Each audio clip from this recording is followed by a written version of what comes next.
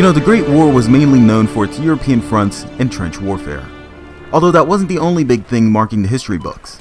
The Great War was also known for the fall of the Ottoman Empire, and the man responsible for it being a British man going by the nickname the Lawrence of Arabia.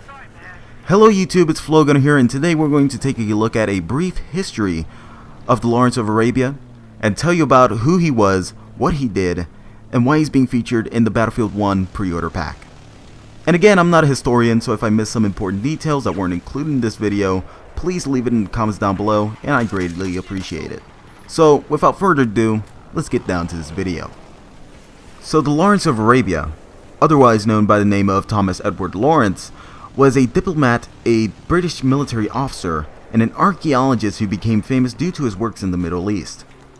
When World War I started in August of 1914, Lawrence joined the intelligence staff of the Middle East, where they posted him in Egypt due to his knowledge of the Arabic language. He wasn't very popular among his peers though, as he didn't eat or wear anything given to him by the British, and instead preferred to wear the Arabic clothing, as well as socialize with many Arabic people within the area. Yet little did they know that this would actually spring a positive effect towards the relationship between Arabs and the British. So in June 5th of 1916, the Arab Revolt started in Hijaz. This revolt was followed by many successes, but they failed to take the main Ottoman railway system. Now this rail system played a crucial role for supplying the Ottomans with supplies such as ammunition, and Lawrence did not want to completely destroy the railway system, as he believed that the railway can be used after its capture. So they put in light resistance by the railway line heading north, and this caused the Turks to spread out troops throughout the railways, leaving them extremely vulnerable. By July 6 of 1917, Lawrence along with his men captured Aqaba from a Turkish battalion, and this caused Faisal, the Arab leader, to place his men under the command of General Allenby, who was a British commander at the time. As the revolt became more and more successful, more and more Arab tribes followed and joined their revolt. And by December 9th of 1917, Allenby's men forced their way into Jerusalem, and by January of 1918, Lawrence along with his men destroyed an entire Turkish battalion in Tequila. Then in September 19th of 1918, a massive assault was established against the Turks, and Lawrence was asked by Allenby to coordinate a diversion assault in a railway junction.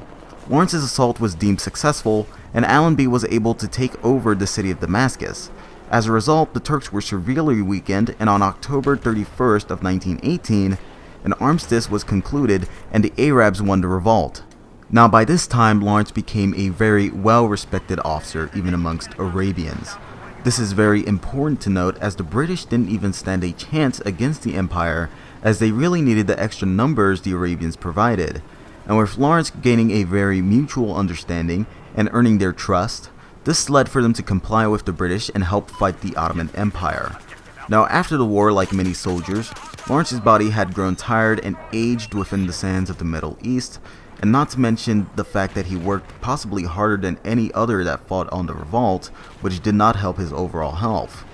Lawrence died in the year of 1935 in a motorbike accident caused by two young kids that suddenly appeared within the road. He was 45 years old at the time and was considered a hero amongst his fellow Arabians, maybe even a legend.